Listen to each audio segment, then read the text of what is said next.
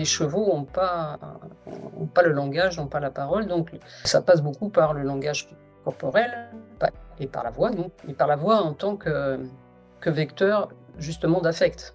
Eux ont une sensibilité à- avec tous leurs sens à notre égard, avec l'olfaction, avec l'audition, avec le toucher, des animaux très sensibles sur tous ces points.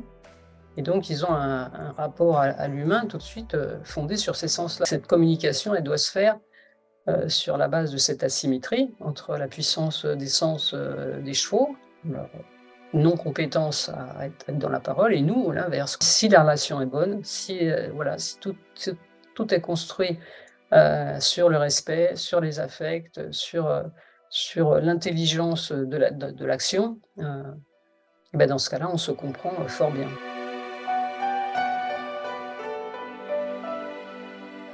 Quand on parle, de travail animal, on parle à peu près des mêmes choses que lorsqu'on s'intéresse au travail humain. Donc il y a cet investissement, des animaux qui est nécessaire, dans leur travail. Il y a aussi, la connaissance et le respect des règles du travail. Après, il y a la connaissance des objectifs. Travailler, c'est pouvoir atteindre des objectifs. Après, il y a quelque chose d'important, qui caractérise même le travail, c'est le fait de prendre des initiatives, le fait de sortir des procédures. On dit que le travail est là où les procédures ne sont pas, et c'est à peu près en fait, la définition de l'intelligence, qu'on retrouve communément, y compris pour les chevaux, c'est que, l'intelligence en fait, se dévoile là où il faut faire face à l'inattendu, à l'imprévu.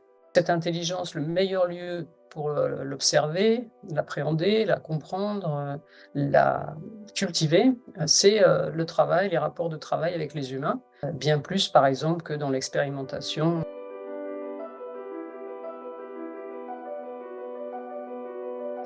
Alors l'affectivité, enfin, elle tient une grande place dans le travail de tous les animaux domestiques, hein. Peut-être plus particulièrement encore chez les chevaux.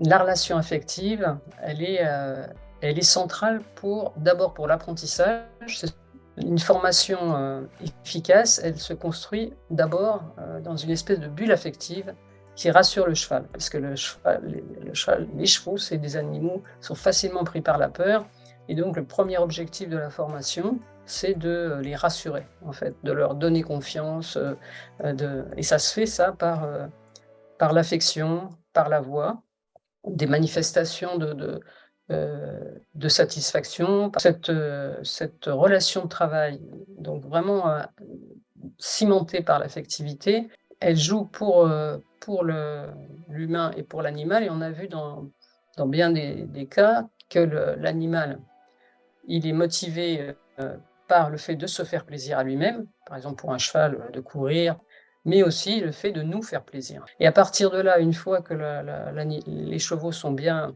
rassurés, ils peuvent commencer à apprendre et à prendre plaisir à apprendre, et du coup à être, demandeurs. Mais la relation affective, voilà, elle est fondamentale, quoi.